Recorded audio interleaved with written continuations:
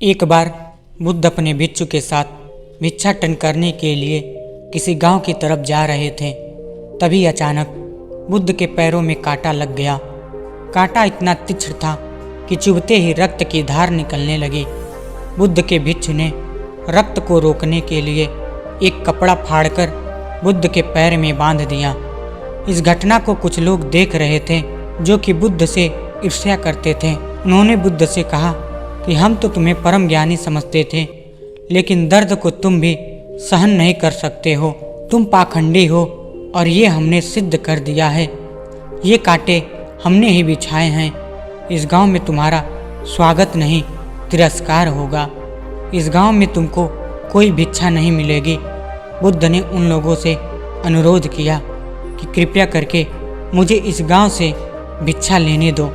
बुद्ध के श्रद्धालुओं ने बुद्ध का उपहास बनाते हुए कहा कि अगर तुम्हें भिक्षाटन के लिए इस गांव में आना है तो तुम्हें अपने रक्त की बलिदानी देनी होगी। तुमको इस कांटों के रास्ते से गुजरना होगा। भगवान बुद्ध ने उनकी चुनौती को स्वीकार कर लिया और कांटों के रास्ते पर चलने के लिए अपने कदमों को आगे बढ़ाने लगे। बुद्ध मुस्कुराते हुए कांटों पर चलने लगे। बुद्ध के साहस को देखकर गांव वाले चकित हो गए। कुछ लोगों की आंखें फटी की फटी रह गईं। गांव वाले सोचने लगे कि बुद्ध भिक्षा के लिए दूसरे गांव भी जा सकते थे, तो फिर कांटों पर चलकर क्या साबित करना चाहते हैं। गांव वाले बुद्ध के संदेश को इतनी जल्दी समझ नहीं पाए। यहाँ पर बात भिक्षा की नहीं बल्कि जीवन को बदलने की थी।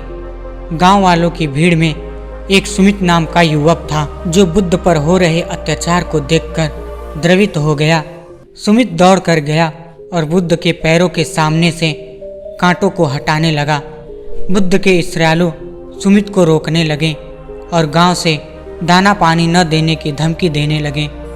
सुमित ने किसी की न सुनी और कांटों को हटाते हुए बोला, हे भगवान, आप इन मुट्ठी भर लोगों के लिए अपने आप को कष्ट मत दीजिए।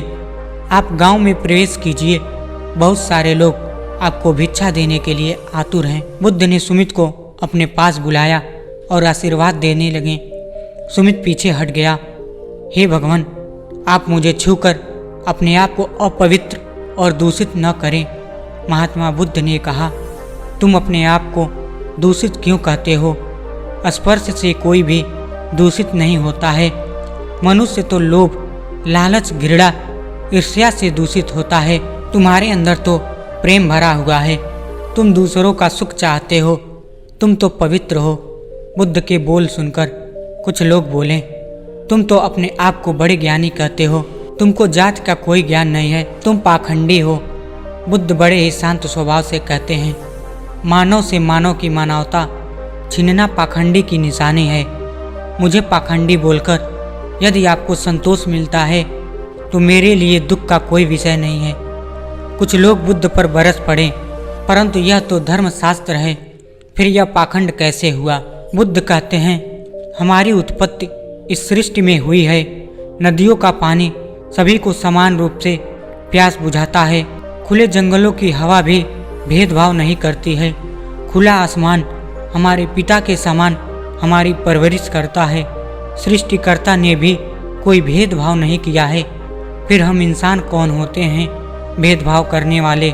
मानव में ही भेद करके अपने संबंधों को बिगाड़ता है। बुद्ध के वचन के बाद कुछ लोग कहते हैं, अगर आप इतना ही कहते हैं तो सुमित को अपना भिक्षु क्यों नहीं बना लेते? बुद्ध ने कहा कि अच्छा सुझाव है। अगर सुमित तुम चाहते हो तो तुम मेरा भिक्षु बन सकते हो। बुद्ध के आमंत्रण पर सुमित पहला नीच जाति का बौद्ध भिक्षु बनता है। इस पूरे विवरण में केवल सुमित का जीवन बदला, शेष सभी लोगों का जीवन रूपांतरित हुआ। धन्यवाद।